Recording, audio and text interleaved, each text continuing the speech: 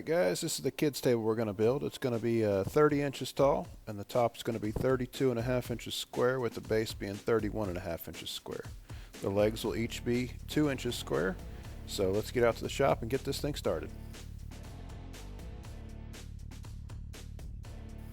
First thing we need to do is pick out the material for the build. I'm going to be using 2x6 pine for this one. This project has a few smaller pieces, so I'm going to use as much of my scrap wood up as I can. Now that I have all the materials picked out, I'm going to begin the layout process. I'm going to measure and try to use the boards as efficiently as possible while trying to avoid as many defects as possible. And it's always a good idea to mill some extra material as well. With the rough layout complete, I can bring the material over to the chop saw and cut everything to a rough length.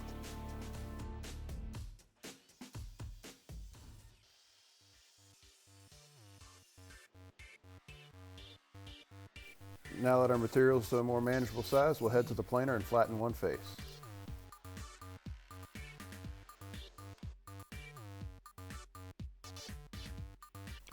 Now with one side flat, we'll head to the planer and make the opposite side parallel.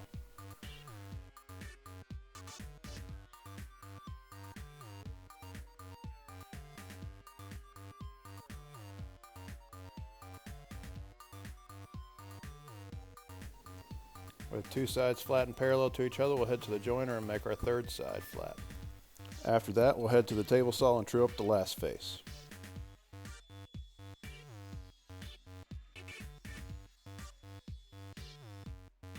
With all the milling on the lumber done, we'll go ahead and do the glue up for the legs.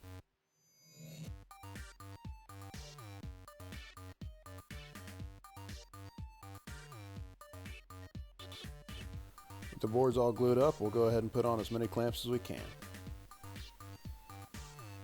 Hopefully that's enough clamps. We'll let this sit overnight, and in the morning we'll go ahead and take the clamps off.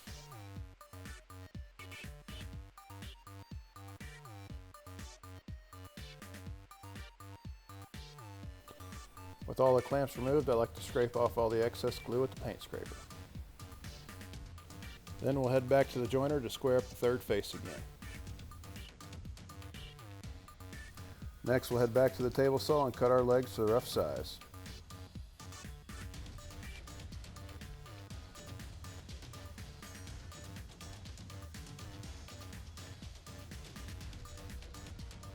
Then we'll head to the planer and square up our legs to their final dimensions.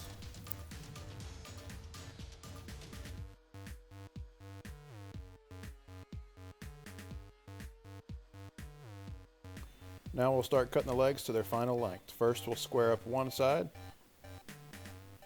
and then we'll clamp all four legs together, and then we'll square up the opposite side. With the legs done, now we can begin assembly. We'll attach all the side skirting together with pocket holes.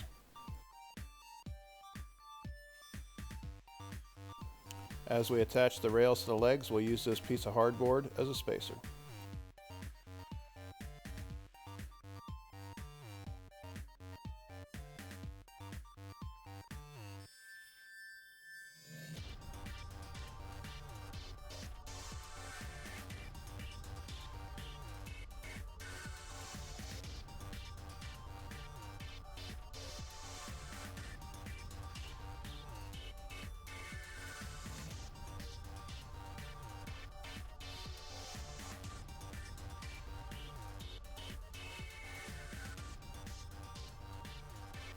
With the base complete, we'll come back with a wet paper towel to clean up any glue squeeze out.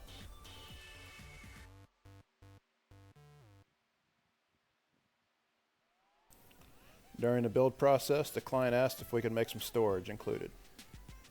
So we'll use this 1/4-inch beadboard to close in the bottom of the skirting area.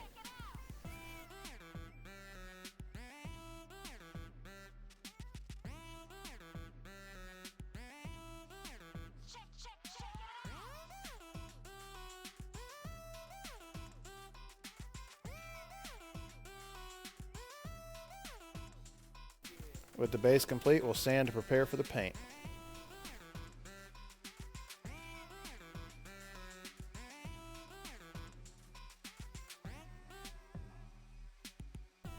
Here's the table base all painted up.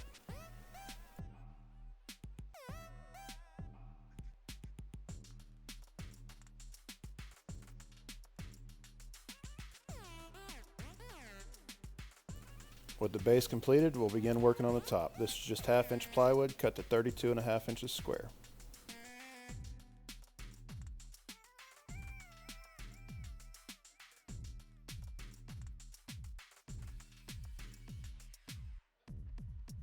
With the bottom side of the table completely painted, we'll flip it over, sand, and prepare for the chalk paint.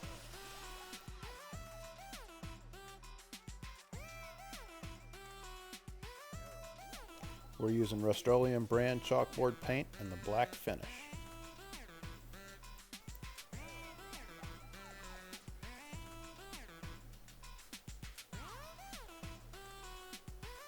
It's super easy to apply, and as you can see, leaves a great finish. While that's drying, we'll head back to the base and apply our sliders.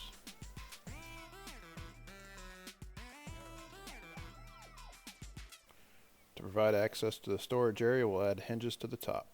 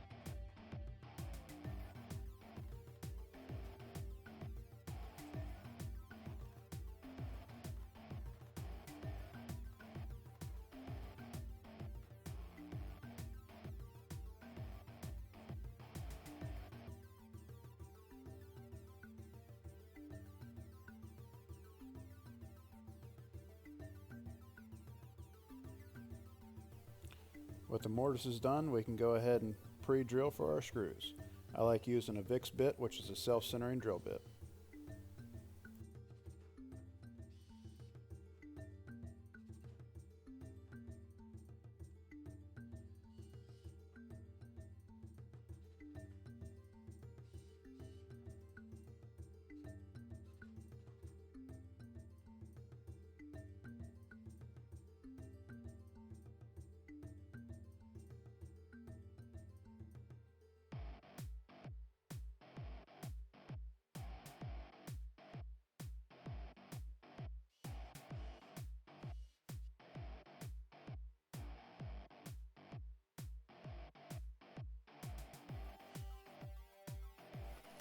The final step's adding a chain to prevent the top from flipping back too far. Just like that. And there's the finished product. If you guys liked the video, I ask you to go ahead and subscribe, give us a thumbs up, share it with all your friends. Thanks again for watching.